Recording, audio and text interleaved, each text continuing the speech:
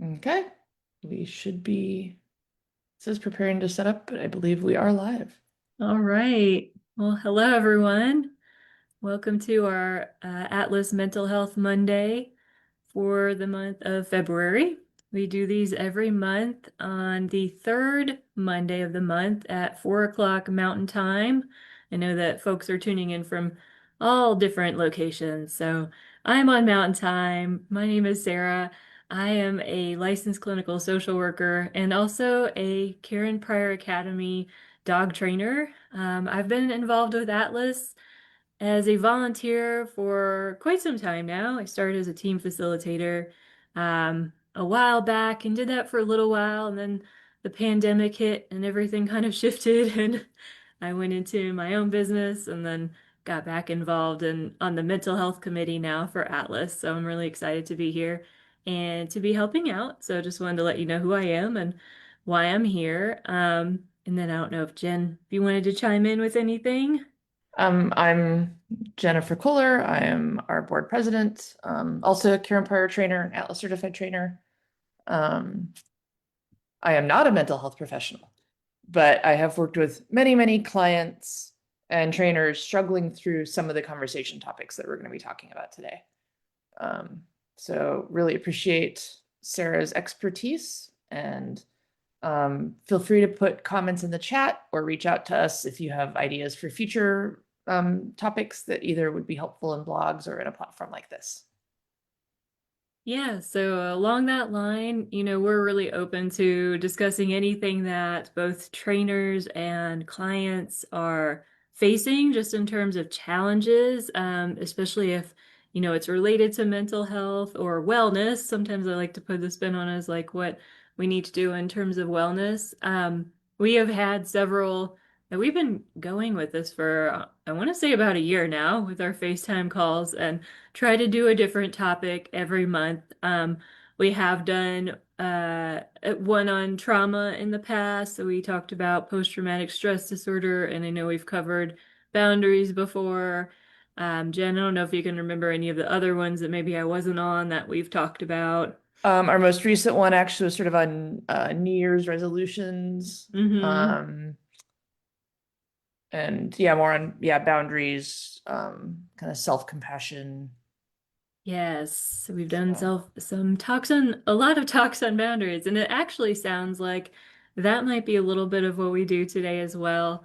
So I had kind of opened up to our chats in both the client Facebook group and the um, trainer and team facilitator group that we would love to know what you would like to hear about. And the response that I got in the Atlas trainer and team facilitator group was that we're still wanting a lot of support around compassion fatigue and burnout in the training industry, and that is completely understandable. That is something that I perceive as a trainer and a therapist, those are things that we have to navigate ongoing. It's not like a one and done where, you deal with burnout once and then it just goes away forever. It's usually something that we're managing pretty consistently over time, and it can show up in different ways, different times of your life, depending on what you have on your plate. So I think it's always a really good topic to turn out and to talk about. So, and where we're going to talk a little bit about that.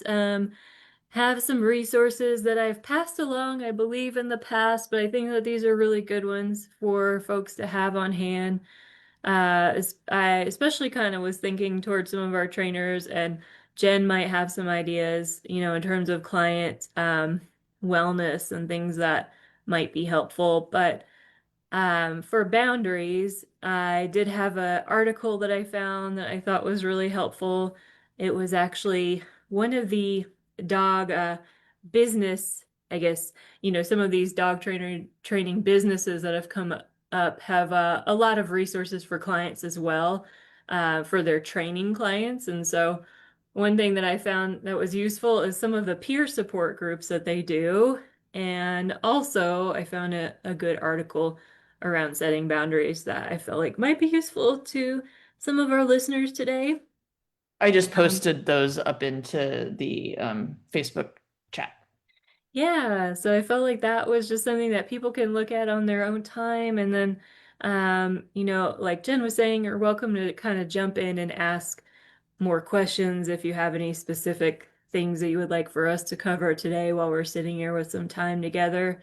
Um, I found as a trainer, just to kind of put my own 2 cents in, that having peer support was really helpful. And I was actually in a group called Dog Biz Thrive for quite some time, and I thought Thrive was a helpful community because we would bat around not only a lot of business ideas, but also a lot of just ideas around some of the boundary setting and things that we're talking about when we think of our clients and like what do we need to set up in terms of expectations around our businesses in order to not only be like financially successful, but to have something that's sustainable emotionally, because it is a lot of work, especially if you're a solo trainer and you're out there on your own. So I'm not trying to sell any product, but I just happened to be in Thrive before. So mention that one as like a good resource. There are other ones out there. I couldn't remember the exact name of one, but I feel like it was Pet Professionals or Pet Pros was another one that I've heard is a good peer support community. So for some of these peer supports, there are some join fees. For some, I think you can access at least some layers of like free support, which I think is really great. And obviously at Atlas, we're here to support as well, however we can with talking through some of the more complicated cases that we get, or if you're really struggling with knowing where to draw the line between, where you have your responsibilities and your client needs to step in and take responsibility. Like if we're talking from a trainer perspective, we can talk through some of that as well, because I've heard that that's coming up for some folks too. So yeah, I don't know if Jen, if you have anything you wanted to add in there, but No, other than, yeah, I think using, the network that we have for our facilitators or our clients, using our own internal networks and not being scared to reach out and ask for help. mhm. I know that for our trainers, one of the things we go through when we're going through our training sort of at Academy is a class that people do with me where we're looking at your business and talking about kind of how things are running. And we regularly in those calls end up talking about kind of careful setting of boundaries and how that works. And especially kind of finding the right balance. As many of our trainers, we also have disabilities.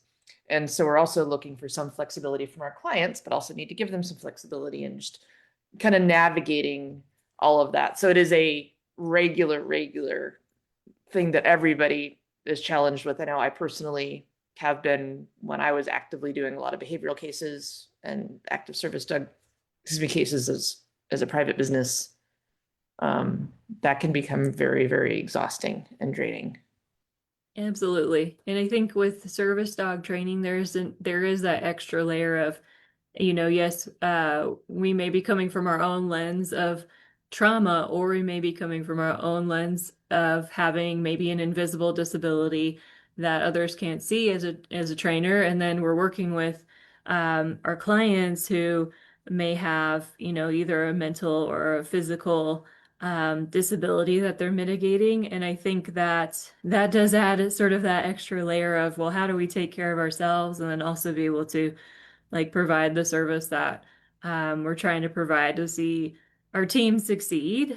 And I think that that's very nuanced. It's very variable in what people can show up and do on any given day. And I know we've talked about that too.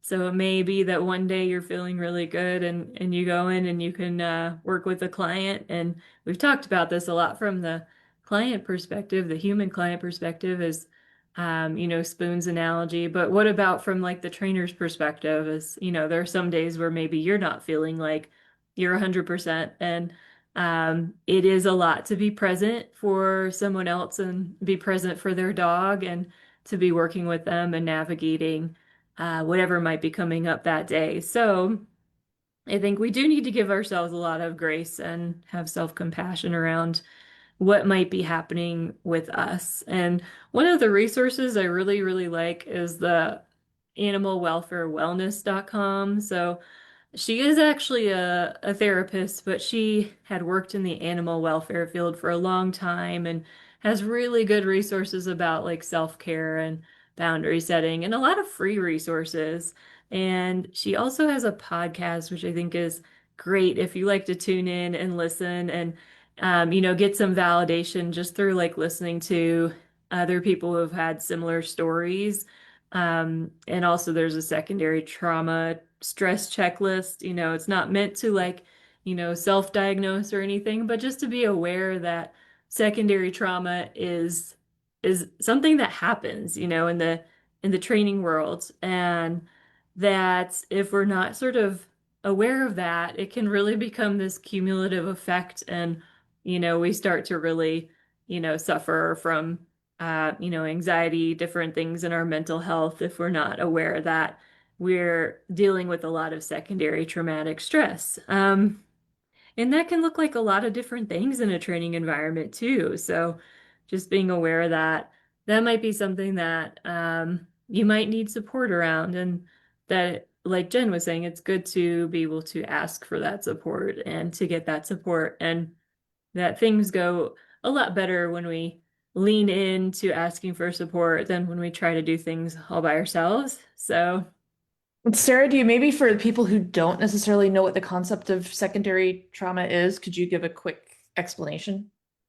yeah, so I guess one example that comes to mind is, with first responders, for instance, they're having to respond to, say, medical emergencies, sometimes mental health emergencies, and there is sort of this traumatic effect that can happen from that you may not get, the same type of trauma symptoms that you would get if you had a post-traumatic stress disorder.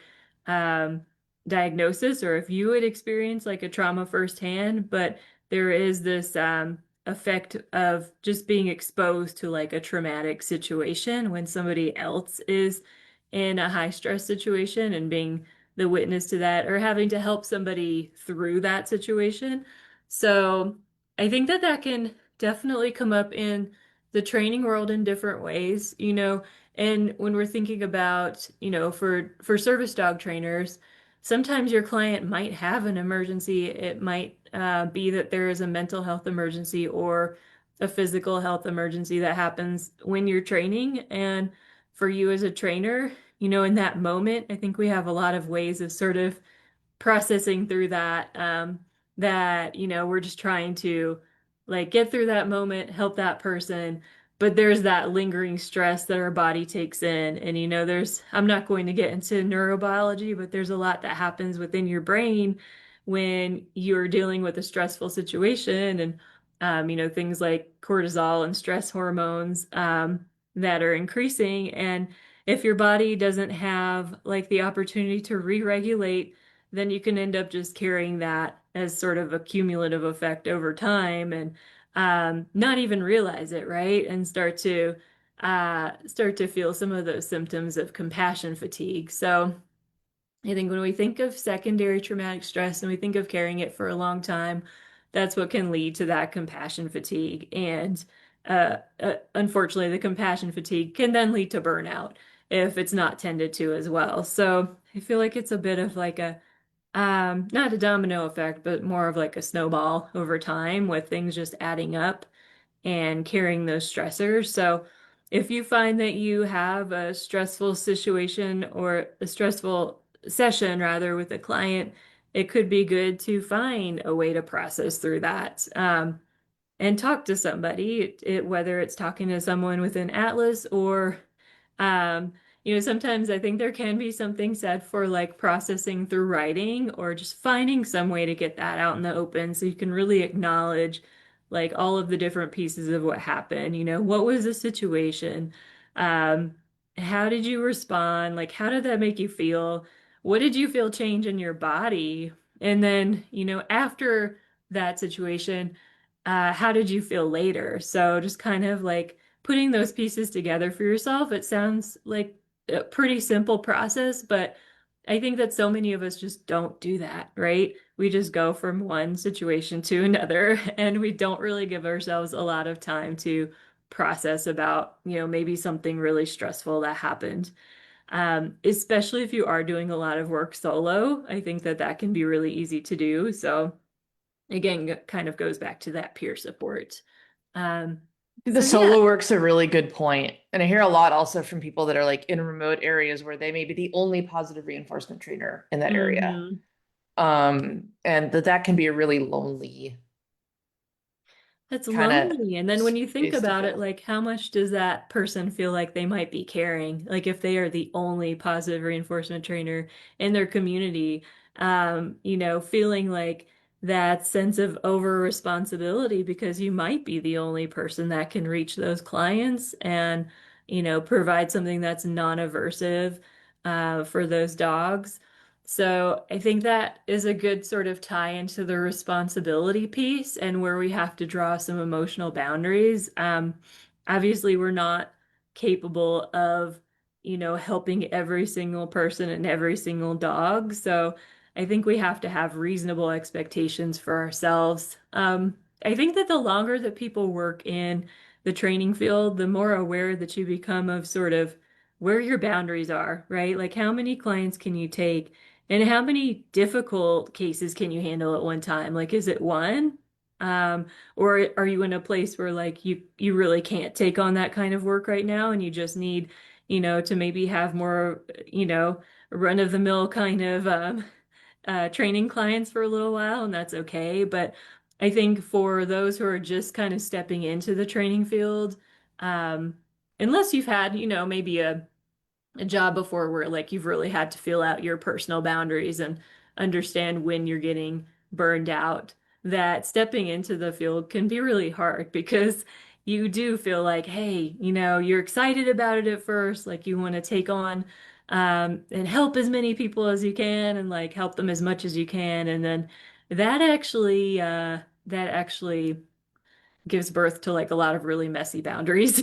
So, which I can speak from personal experience on both the client's social work side and the training side is sometimes we just say, hey, like we have to like be flexible and we have to show up and actually sometimes the opposite is more effective, saying, well, yes, everybody needs some flexibility, but what are my non-negotiables?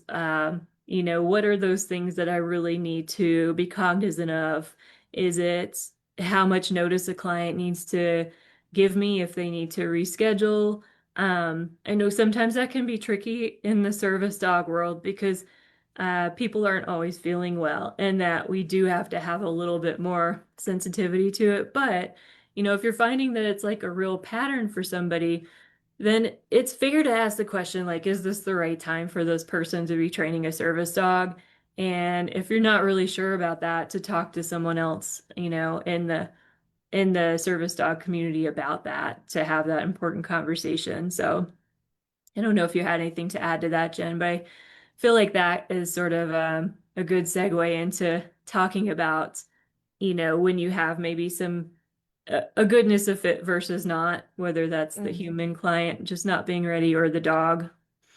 No, I think that's a really good point. And I think to your point of setting boundaries actually can be like not just helpful, but can actually help people know what to expect. It's not being Hmm. mean. It's not saying, I don't want to help. But I've known some clients, for example, who get extremely stressed if they don't hear back from me like immediately. They start catastrophizing and thinking, Hmm. oh, something's wrong. I did something to upset her, where really it's like, oh no, I was just in an all-day meeting. Everything's fine. And helping people know, hey, if you contact me, if you call me in the middle of the day and I'm not expecting it, that must mean there's an emergency because I literally leave a meeting to answer my phone for you. Versus if you text me or you email me, that means I have, N days or however long. What is the expectation? And just I've found that setting that, not only does it help me not feel like I have to jump and answer something the second I see it when I'm, laying in bed, reading email messages or text messages and just kind of waking up.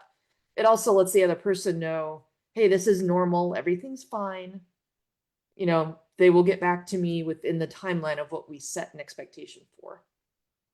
Yeah, absolutely. I think that's a really good example because nowadays, I think that's a funny thing to say, but nowadays we have so many different modes of communication that it gets really kind of tricky. And, even with, say, like socials, I have different contacts on social media. It's like, well, if someone reaches out to me then, or, through a website, like how much time can they expect, before they get an answer or reply? And I think you set a good sort of precedent there, and others might have like different ways of, setting that up for themselves. But maybe a phone call, like for you, is like the most urgent, and you know that that must be something that the person really needs to connect right away. But a text or an email, maybe your time boundary is like within 48 hours, for example, that you can get back to someone and answer them. So having that set up and then discussing it with your clients, like at that first exchange, I think is the best way to set that up so that you're both going to be successful and they kind of know what those expectations are. Um, for instance, on my social work side of my business, I do have a policy where like texting is only for scheduling. And part of the reason for that is because, you have to think of like privacy and also if there is some type of emergency happening, I don't want people texting me if they're having an emergency because again, like you may not see it, or it might take a while to get back to somebody. And also having emergency I guess, an emergency plan in place, which I know we've talked about that before too. So, if your client is having an emergency, what steps are they taking? What could be a potential emergency, right? Like define that with them and talk a little bit about like what emergent situations could come up. And then I think it's best to like, write it down, like have something that you both have a copy of so that they know these are kind of the steps that we go through if something were to come up for them. So, yeah, so it's always good to have client has another emergency contact, right? Somebody that they can reach out to in the event of an emergency who can help them right away. So I know that that comes up pretty often in the service dog training world. So that is a good thing to talk about for sure. Um, yeah, and one other thing, then we had a question about, when a dog isn't a fit for service work, but maybe that's hard for the human client to see that. And this is super common, and I think it's common in so many ways when we're working with our own dogs. Sometimes there's only so much, I guess, that we can see and that we're perceiving when it's our own dog. And then sometimes when there's somebody, whether it's a trainer that we're working with or someone else on the outside, can kind of see maybe where things aren't maybe going right, or that dog is showing, for instance, stress signals that someone else can pick up on. But because we're with our dog all the time, we may not see it as clearly. So I think that that's a really good topic. And I don't know in terms of resources, like within Atlas, what we might have around that, if there's some type of, I know it's come up a lot in the past, so there might be something There's new that I don't know about that we could offer there. there's definitely so in for the people that are either our facilitators or trainers, we definitely have some about having some of those conversations in our P4 class, our kind of setting up and managing training plans, training situations. Um, and that's definitely something that we talk a lot about in office hours if people sign into that. And we definitely have a lot of conversations with our team facilitators who work with our clients about that. There's not a separate specific resource on it. That actually is a really good idea. That that could be a good blog topic to sort of dig in because it is like you said, it's nuanced, right? We have Mm-hmm. um, both when you're working with a team of two living beings, that dog may be suitable for service work in a different household or different environment, or that person may be able to work with a different dog, but not that one. It's going to depend on the person's health, support system they have, what the dog's current state is. I've seen enough cases where, it's just that match isn't right, but that's really Mm-hmm. hard if this is your pet already that you have a deep attachment to. And for a lot of people who are training their own dogs as service dog, managing a second dog isn't very practical, and how to do Mhm. that. And so then do you rehome the dog? Do you accept that, no, this is, I made a commitment to this dog. Maybe I don't do a service dog. What else can I do? Or do you look, and one thing I like to encourage people, think about where can you see the value in the dog as who they are right there? That maybe they can be a skilled companion dog. Maybe Mhm. there's things they can do to help that person in their home, but public access isn't suitable for them. The dog is letting them know this is incredibly stressful. And that's something I see a lot where someone will come to do an assessment. I said this a lot as a private trainer. And to your point, they aren't reading the signs the dog is giving about how stressed they are. They kind of shut down and quiet, and the person's just seeing that and thinking that means the dog is relaxed, when in reality, they're really shut down. Um, and we Mhm. want dogs to be thriving in their work. It's not fair to expect them to live with that kind of stress day in and day out. Is it reasonable if it's like a rare occasion that it's a little more stressful as you go through the airport? Probably okay, it's more stressful for us, but is it reasonable if it's a day in, day out stress? No, it's really not. And so I think helping people see what their dog is experiencing, Mhm. and then also helping them see what they still can share with that dog, and helping them rethink maybe about their expectations, can be a good way to frame that, of like, well, look at what your dog can do and look at what they're doing here and look at what they're telling you, can often go a long way. And I think the other thing I've seen can also really help, especially when people have a dog who is sometimes reactive or excitable around other dogs or other people, and it's kind of unpredictable. And those are the ones that are tricky, right? Where it's like most of the time, 95% of the time, the dog seems like they're doing great. But then there's these times they aren't. And helping Mhm. remind people how exhausting it is to them to have to be managing their environment and managing their dog Mhm. versus having a partner that is really fully competent and comfortable in whatever setting they're in, that Yeah. helping people recognize what's their stress level with trying to manage and take care of their dog in their environments. Is that really fair to them? Is Mm. having that dog as a service dog, is that actually helping them? Yeah, that is a really good point. That's a good way to think about that too. And if it's to the point where like it's just more stress than, it's really worth like having the dog as like a service partner or working dog, then yeah, reevaluating, is there a different option? Or maybe, having a service dog might not be the answer, which I think can be hard for people to navigate too, is like that piece. You said something interesting though, Jen, and that's that, we want our dogs to be thriving, right? Really enjoying the work. And I think that kind of begets the question of like, well, how do you know like when the dog is really enjoying the work? Like, what does that look like for that dog, right? Um, because we know a little bit about like dog body language and when dogs are telling us that they're happy and content. But service work, I think, is kind of unique because we're asking so much, all the time, and that dogs really have to be on. So it's such a long-term job. It can be like within somebody's day that dog is working. How do you know that they are really enjoying and thriving in the work? I don't know if you've noticed anything that kind of stands out, or that could be a conversation to have with that client too, is like, well, how would you know that your dog is really happy in this work? Like, what would that look like for them too, right?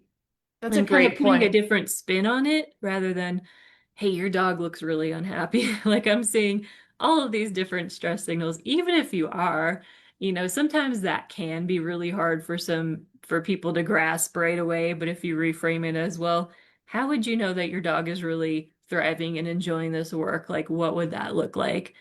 And they may give you an answer that's on point, or they might give you an answer that, maybe is not, maybe they're inferring some things that aren't correct, right? About their dog. And then you can just have a little bit more conversation around it. So it's a little more indirect and maybe would be a helpful way to approach that. And I know that that's a tricky place to be.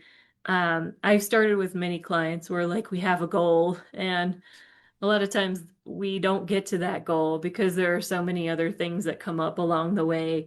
that sort of come up as barriers. So it can be difficult to navigate that conversation of like, yes, I know we started out here with this intention, but this is actually looking like maybe this isn't the viable goal, but what could be, right? Like what could be a good solution or a good common thread there. So Yeah. yeah. And, and I think like, because one person had brought up, the feeling, the pressure or feeling badly to tell people this isn't appropriate work for the dog, like you're letting that person down and taking that as a personal burden. And I think really encouraging to relook at that you're actually helping them. That Hmm. if you're just dragging on the training that you don't think is going to be successful for whatever reason, if you're not seeing the dog able to do it, you're not seeing the person able to do it, you're not seeing them working as a team, the tasks they're after are not appropriate fit for that dog, you're not helping them by just dragging it on and on and on. All that's doing is having them invest more time, more money, more energy, um, and potentially causing more built up negative experiences for that person and that dog. And Hmm. so being able to say, I think as a trainer, it's really important to never make promises about where you will get to in training. And I like to tell people, I promise you I will be honest, and I promise you I will tell you any red flags I see or positive things I see as soon as possible. But I can't promise you will finish this training. Um, and that could be, I mean, there could be any number of unknown things that happen, right? A loose dog could come up and attack your dog, right? There Hmm. could be things that happen that are completely out of our control or the client's control. And recognizing you're actually being kind and acting with integrity when you say, I really don't think this is the right fit for you and your dog. That's not being heartless. That's being compassionate.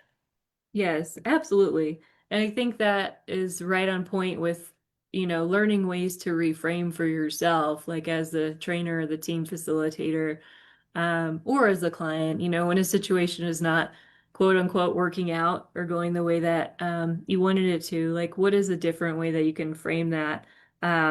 If it is, you won't have to spend all the time and energy and money and investment just to get to a place where you're going to be disappointed because obviously we can't, I mean, I guess technically, in theory, you probably could make some dogs do this work, but we don't want to, if it's not the right fit for them. And I think at some point, like you are going to run into more issues, like if it's truly not a good fit for a dog, if you're keeping them in the work. I also think when you talked about like somehow sometimes we'll have that feeling of like letting someone down in terms of like you know s- giving them that news of like, well, we don't really think that this is going to be a good service dog candidate. What the way that you can reframe that when it comes to responsibilities too, I think it kind of goes hand in hand because um, when if you're taking on, I guess, more responsibilities for a human client, in that trainer-client relationship, you have to step back and remind yourself that you're not always going to be there, like working with that client, and so it is really actually kinder to let them take on the responsibilities that they need to. If you find that you're in a place where maybe you're trying to like save someone from something bad happening, like whether that's like a, financial pitfall or like a pitfall in housing or something, right? Because it's usually there's a something attached to that, right? Like we're taking on this responsibility because we're afraid if we don't, this is going to happen to this client. Take a step back and you have to remind yourself, well, you're not always going to be there to handle those situations. Um, Let the situation happen, and then it could just be that you're able to see, well, this person was able to work it out this way, right? They were able to access the resources they needed to work through a difficult situation. Um, I think that that is, uh, it's a lot less I think ableist than like saying, hey, we have to step in and like do A, B, and C for this person, or this horrible thing might happen. And, we go into that with really good intentions, but it's actually not what we want to do. And when you're in these professions where you're really wanting to help people, it can be tempting to want to step in and do things that, the person we're working with needs to be able to figure out for themselves or access for themselves. So, Yeah, I was Yeah. thinking of that when you brought up the example actually of asking people, what does it look like when your dog is happy? How would you know that that actually is putting some agency back with that person Yes. of I think recognizing agency is it? I so think important. that's a really nice aspect of that as you're bringing that up of just recognizing, hey, you're not taking away that agency by telling them, you're like, no, what do you see? Hmm. It makes them an active part of it. Exactly. And agency empowerment, those are very important things that, those are gifts that like we can let clients access for themselves and ha let them have that learning experience. I think sometimes, and I didn't get really, I think, a clear when this one of the trainers or team facilitators was talking about taking on too many responsibilities, but I can see how that would come up in a lot of different situations. And my inclination is that maybe it's just that internal desire to say, hey, we don't want to see something bad happen in this situation, right? And a lot of times, we go to a worst case scenario and that doesn't actually happen. A lot of times, something else will, work itself out and everything will be okay in that situation. So, I think when we are over worrying and sort of overcompensating, that not only doesn't really do the client any good, it's not doing us any good either. That leads into more of that compassion fatigue that we're talking about when we're taking on too much worry and too much anxiety for ourselves. And if it's something that's deep rooted for you, then it is good to be able to access, if you can, like some type of therapeutic support too, just to be able to work through some of those, patterns or, your own internal dialogue, because that can be really powerful. And it can be something that you change, but sometimes we need the support of a professional in order to do that. So, And I think that's a good point, actually, in getting support of a professional as a trainer, right? Unless you are a mental health provider, and even there, you're not probably trying to offer that service at the same time as you're offering dog training necessarily. Kind of right. looking at seeing where can you help have them pull in their support. I have had cases working with clients where I've joined calls with them and their counselor or social worker. Mm-hmm. After, whatever releases needed to be signed. So we Mm-hmm. could figure out as a team, hey, what do I learn from this professional about how to best support this client? And I could educate the medical professional a bit more on what the service dog was doing for this person. And kind of made all of this more effective. But No, I needed absolutely. that inside information. Mm-hmm. And that was really valuable to get. And we've Yes. had other cases where we'll reach out, to our mental health consultants like Sarah or Michelle, another licensed counselor who's on our team, where, just say, hey, help us figure out what's going on. Here's what we're experiencing. Here's what we're seeing from the client. Um, we're not having success and we don't understand why. What are we missing? What are we not understanding? Can Yeah. really be helpful. I think there's something to be said for taking a team approach, and reminding yourself, even if you are, a solo trainer, it doesn't mean that you can't, access other forms of support for that person has, with their permission, like Jen was saying, and take it as sort of like in the social work world, we call it like a treatment team approach, but take it as like a team approach, is like what are all the different pieces that are working together rather than just taking on the burden yourself of like, oh, I have to work through this really hard situation and help this client out. I think it takes a lot of pressure off. Like when you talk to those other people that might be involved, even if it's just like a family member or somebody who's like a case manager that might work closely with that person. Again, like with their permission, just saying this would be really helpful if maybe we talk together about like how we're approaching this situation. So, yeah, so like remembering it's, you're not operating within a vacuum and that as humans, we're connected to hopefully like umbrellas of support and not just one person that, we're relying on. So tapping into that. And, along that line, I was also gonna mention that I went to, or I attended virtually, a really interesting presentation last week from the IAABC Foundation. And they did one on trauma-informed care with behavior consultants. So not service dog trainers per se, but honestly, that part doesn't matter. Like the fact that it was just about applying trauma-informed care principles to dog training. It was a really rich presentation, and I highly recommend. I don't know if I put that in resources, Jen, but No, let me find let me it. see. I think I I would just say IABC Foundation, and I can pull up their website and plop that in the chat if that's helpful. But they have this one happened to be free, so that was really nice. You know, some of their webinars and presentations you'll pay for, and they have some really good ones that are kind of helpful adjunct, you know, to for trainers to access. But this one I think was really special because it really talked about different principles that you can apply as a trainer when you're working with clients who may have a history of trauma or traumatic stress, and gave some really good educational pieces in there. And also, you know, facilitated again like that self-care and support for yourself too as being an important component. So I encourage others to check that out. And while I'm talking about it, I put the link in the Facebook chat. oh, awesome. It Thank doesn't you. have a way to access the recording yet, so Not it'll be yet. checking Yeah. back there when it is available. I would just say check back within a, you know, week or two. And I'm actually trying to get in touch with them too. And I can ask about maybe when they might drop that in, if they will have that live presentation, because it was a free one. My hope is that it'll be something that either they offer again or that people can just access the recorded version of that. So, did we have anything come in terms of questions in the chat or anything while we've been talking? Only from one person who asked if this would be recorded and available later, which I did say yes. And there is a YouTube playlist effectively that each of Hmm. these gets put into, and we'll be making sure that's listed under the resources on our website. Yes. Yeah, definitely.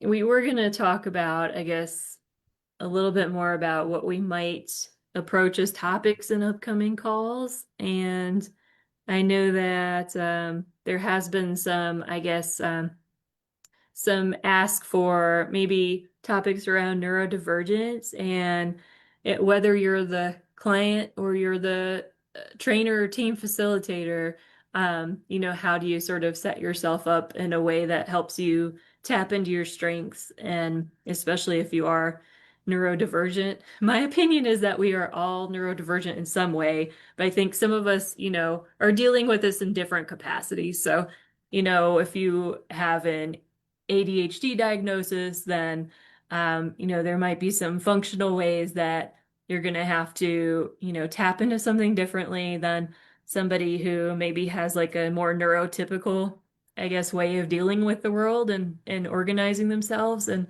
that's something that I'm really excited for us to maybe talk about in March. So I don't know if Jen, you had anything you wanted to add there, but I think what we're going to probably do is have a blog come out on that, some resources for both trainers and clients on how to work with your strengths, and maybe creating a system for yourself or something that works for you.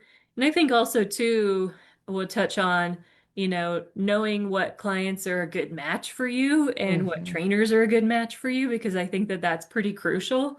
That there has to be like some goodness of fit there in any training situation, and particularly when we're talking about neurodivergence. So some therapists, for instance, who are neurodivergent will choose to work with just neurodivergent clients because they get it and that's their niche and it works really well. So I think the same can be said for, you know, training, and we're starting to approach dog training as, you know, what clients are going to be like are going to get the most out of working with you, right? And are going to be the best fit. So I'm excited to be able to talk about that one next time and maybe do some writing around it. Anything you wanted to add to that, Jen? No, just that that's one that, yeah, we've seen both our clients and trainers regularly ask about. And right now, as a society, many more people as adults are now both recognizing they're neurodivergent or getting diagnoses like autism as an adult, Hmm. and kind of, saying, oh, things make so much more sense to me now. But, kind of coming to terms with that part of their life and or that aspect of their life. And so I think it's an important time to have this conversation as more and more people are becoming aware, both of themselves and, kind of each other. Yeah, Um, I think it is really timely, and we're able to put more supports in place, I think now than we were before, in order to support ourselves. And I'm seeing like where there's a lot more support in place for like even children now and like going, as they're growing up. So not all of your clients are going to be adults, right? You're going to have, potentially some younger clients who are neurodivergent. And the great thing, I guess, now is that a lot more schools and, community systems are more sensitive to that. And so they are taking approaches that are, neuro, I guess, sensitive and informed. And so they're able to have like more flexibility with how maybe somebody is, getting through their school day. Um, so I think that now is a really good time to be able to access those resources and to give some thought to how can we sort of, parallel that into our training plans or what that might look like. So, yeah, I agree. No, I think it should be an interesting topic. So definitely, you can email us, either through social media, or you can just email info@atlasdog.org and just mention that it's pertaining to topics for these calls, or put in chats. Um, but we have a lot of resources that we'll be wanting to share there, looking at you know working with people who are neurodivergent. yeah, and I would say too, probably a lot of our listeners have some resources that we don't know about too, and please feel free to like, exchange those or let us know about them. And if you're finding that you've tapped into something that is really useful and really helpful as a client or as a trainer around neurodivergence, please let us know, and then that's something that we can, put into our resources and put into our blog posts so that others can access that too, because this is really a growing field. So I think that, in a positive way, there's so much more awareness now than there was even like 5 years ago. It's pretty amazing. So, yeah. Well, if we didn't have any other questions come in, Nope, that is it. And I put all the links that you had talked about in the chat. And so I think just a reminder to people to be patient and kind to yourselves. yes, Um, and this is, as humans, this is a caretaking kind of field. And so it's easy to take on more than is fair for us to take on. And absolutely. I think Sarah's point is really critical of recognizing, hey, we need to give people the room to have their own agency and make their own choices, and that's actually helping them more than just trying to step in, because at some point, as Sarah said, we won't be in the same room, we won't be able to help every time. Yes, yeah. And we can also I can drop in to the Facebook chat later some self-compassion resources if anybody is looking for more in that area. Brene Brown has always been kind of a pioneer there, so I'm really a fan of Brene's work and research. And Brene has done some wonderful work around like self-compassion and like how that helps us to not only to be more kind to ourselves, like it does translate out to other people. And there's a big component of shame reduction there too that is like hugely important so that we're learning to connect more and reach out more for help. So I Mhm. will drop that in later since I didn't actually have a link up for that. But yeah, Brene has a lot of different books. I have some other books and like resources that are on self-compassion. There is a ton of stuff out there right now, but yeah, if anyone is wanting like anything in particular, feel free to reach out to us and we can certainly help you access a certain resource. So yeah, Excellent. All that's all that I had for today, and I have a whining dog in the next room. right. Hopefully nobody can hear her, but I do No. have to put my retired therapy dog. If she's with me during a video call, she barks at me the whole time, so it's really not effective. Well, it's great She's to wonderful. hopefully people enjoyed this. They said there is a YouTube playlist that will make sure this gets updated to that you can access from the resources page on our website. Sounds good. Bye, Right. everybody. And with that we will stop.